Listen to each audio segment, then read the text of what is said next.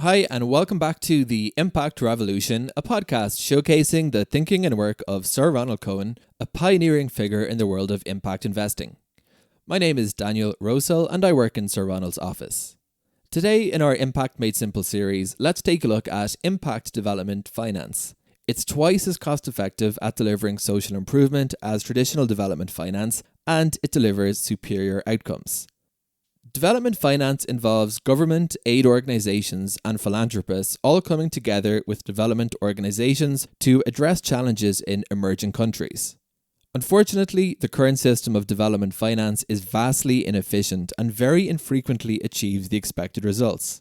Impact development finance seeks to attract private capital and to unite stakeholders in achieving measurable social and environmental improvement. It does so by integrating grant capital from philanthropists, governments, and official aid organisations with expertly managed outcome funding. Outcomes funds are not-for-profit entities solely dedicated to achieving the maximum social good using the capital at their disposal. They are professional pools of grant capital led by specialist teams that sign pay-for-results contracts with delivery organisations or mission-led businesses. They set their payment rates according to the value of the outcomes to be achieved, and they take a modest management fee to ensure the effectiveness of their professional operation.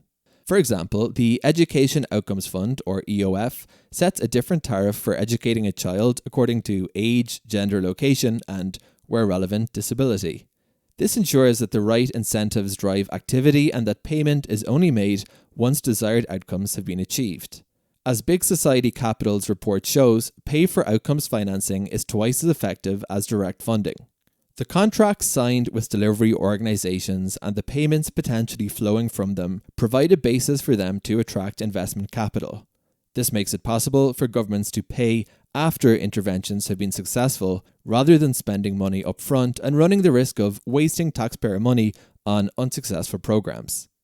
Investors also bring discipline. They define quantifiable targets and monitor performance so as to receive payments from the Outcomes Fund.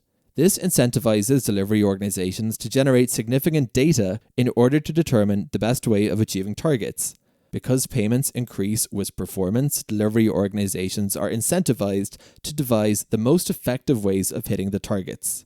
Development organizations participate in the system by funding the delivery organizations, attracting private investors alongside, and spurring the establishment of outcome funds by governments, philanthropists, and aid organizations. Delivery organizations can be funded through pay-for-success instruments like development impact bonds or DIBs, or through conventional development loans.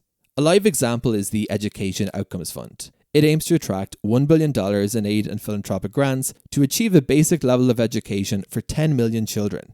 Its first two projects are in Ghana and Sierra Leone. In Ghana, EOF launched a $30 million Ghana Education Outcomes Program targeting out-of-school children. It has provided remedial interventions to reintegrate 70,000 children into school. In Sierra Leone, EOF has partnered with the government of Sierra Leone to improve education for over 100,000 children across more than 265 participating schools. 800 million children are not learning both in and out of school. $80 billion in outcomes funds could fix that. A similar approach would be effective in tackling major challenges in emerging countries such as the green transition, malnutrition, the prevention of diabetes. There's really no social or environmental intervention that cannot be addressed and funded more efficiently through the establishment of an outcomes fund. The appetite for pay-for-success models in financial markets is great. Over the past 4 years, more than $1 trillion has been raised in sustainability-linked bonds and loans.